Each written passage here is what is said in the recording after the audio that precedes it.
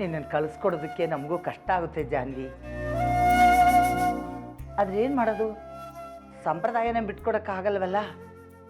ಯಾವುದೇ ಹೆಣ್ಣುಗೂ ತನ್ನ ತಾಯಿ ಮನೆಯಲ್ಲೇ ಬಾಣಂತನ ಆಗಬೇಕು ಅಂತ ಆಸೆ ಇರುತ್ತೆ. ನಿನಗೇನಾದರೂ ಬೇಕು ಅಂದರೆ ಹೇಳು, ನಾವು ಅಲ್ಲಿಗೆ ಬರ್ತೀವಿ. ನೀವು ಅಲ್ಲಿದ್ದಷ್ಟು ದಿನ ಸಂತೋಷವಾಗಿ ನಗನಗ್ತಾ ಇರು. ನನ್ನ ಪಾಲಿಗೆ ನೀನು ಚಿಕ್ಕ ಮಕ್ಕಳಿದ್ದಾಗೆ. ಈಗ ನೀನು ಒಂದು ಮಗುಗೆ ಜನ್ಮ ಕೊಡ್ತಾ ಇದೀಯ. ಹುಟ್ಟೋ ಮಗು ಬಗ್ಗೆ ನಿನ್ನ ಬಗ್ಗೆ ಕಾಳಜಿ ವಹಿಸು. ಯಾವುದಕ್ಕೂ ಭಯ ಪಟ್ಕೋಬೇಡ, ಯೋಚನೆ ಮಾಡಬೇಡ.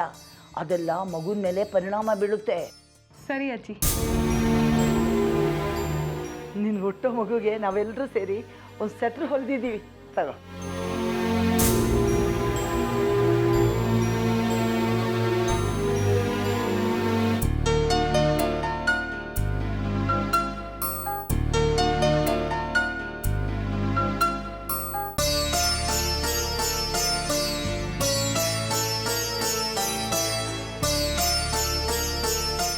ಅನ್ನಪೂರ್ಣಮ್ಮವ್ರೆ, ನನ್ನ ಮಾತಿಗೆ ಬೆಲೆ ಕೊಟ್ಟು ನನ್ನ ಮಗಳನ್ನ ಕಳಿಸ್ಕೊಡ್ತಾ ಇದ್ದೀರಾ.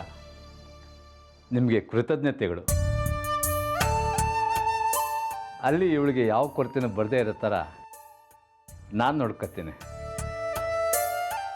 ಇದು ಸತ್ತು ಸ್ವರ್ಗ ಸೇರಿರೋ ಇವ್ರ ತಾಯಿ ಮೇಲೆ ಆಣೆ.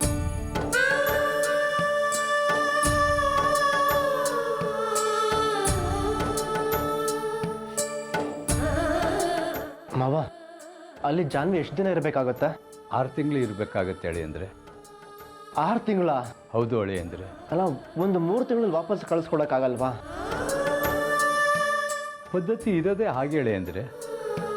ನಿಮ್ಮಿಬ್ಬರನ್ನು ದೂರ ದೂರ ಮಾಡಬೇಕು ಅಂತ ನನಗೇನು ಆಸೆನಾ?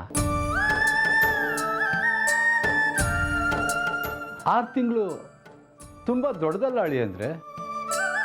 ಅದು ಅಲ್ಲದೆ ನಮ್ಮನೆ ಏನು ನಿಮ್ಮನೆಗಿಂತ ದೂರನಾ?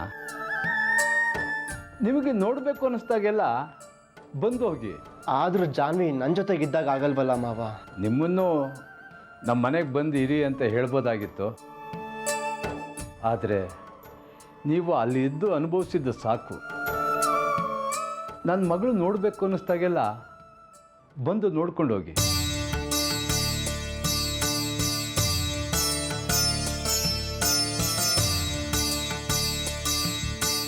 ಶ್ರೀ, ನನಗೂ ನಿನ್ನ ಬಿಟ್ಟಿರೋಕ್ಕೆ ಕಷ್ಟ ಆಗುತ್ತೆ. ಆದರೆ ಇಟ್ಸ್ ಓಕೆ ಜಾನು, ನಂಗೆ ಅರ್ಥ ಆಗುತ್ತೆ. ನೀನು ನಗ್ನಗ್ತಾ ಹೊರಡು. ಅಲ್ಲಿ ಹೋದ್ಮೇಲೆ ನಿನ್ಗೆ ಏನೇ ಬೇಕಿದ್ರು ನಂಗೊಂದು ಕಾಲ್ ಮಾಡು, ನಾನು ವ್ಯವಸ್ಥೆ ಮಾಡ್ತೀನಿ. ಓಕೆ ಶ್ರೀ. ಮಾವ, ನೀವು ಯಾವುದಕ್ಕೂ ಸಂಕೋಚ ಪಡ್ಕೊಳ್ದೆ ಏನೇ ಸಹಾಯ ಬೇಕಿದ್ರು ನನ್ನ ಕೇಳಬೇಕು. ಸರಿ ಹೇಳಿ ಅಂದರೆ.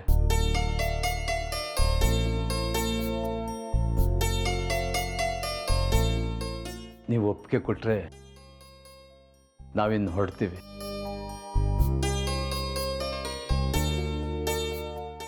ಬಾ ಮಗಳೇ, ಹೊರಡೋಣ. ಬನ್ನಿ, ನಾನು ಡ್ರಾಪ್ ಮಾಡ್ತೀನಿ. ಬೇಡ ಶ್ರೀ, ನನ್ನನ್ನು ಅಲ್ಲಿ ಬಿಟ್ಟು ನೀನು ವಾಪಸ್ ಬರುವಾಗ ಬೇಜಾರು ಮಾಡ್ಕೊಂಡು ಬರ್ತೀಯ. ಅದನ್ನು ನನ್ನ ಕೈಯಲ್ಲಿ ನೋಡೋಕ್ಕಾಗಲ್ಲ. ಹೇಗೂ ಡ್ರೈವರ್ ಬರ್ತಿದ್ದಾರಲ್ಲ, ನಾವು ಅವ್ರ ಜೊತೆನೇ ಹೋಗ್ತೀವಿ. ಪ್ಲೀಸ್ ಶ್ರೀ.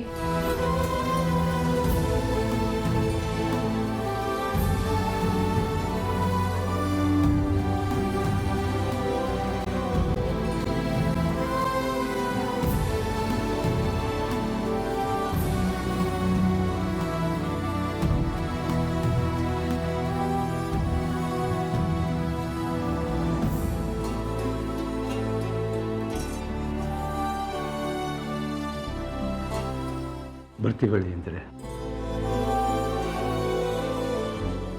ಅಮ್ಮ, ಬರ್ತೀವಿ. ಆಯಿತು, ಹೋಗಿ ಬನ್ನಿ. ಬರ್ತೀನಿ ಶ್ರೀ.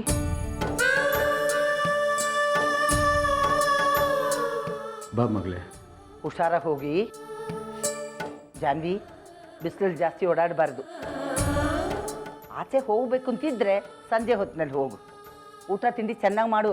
ಆಯಿತು.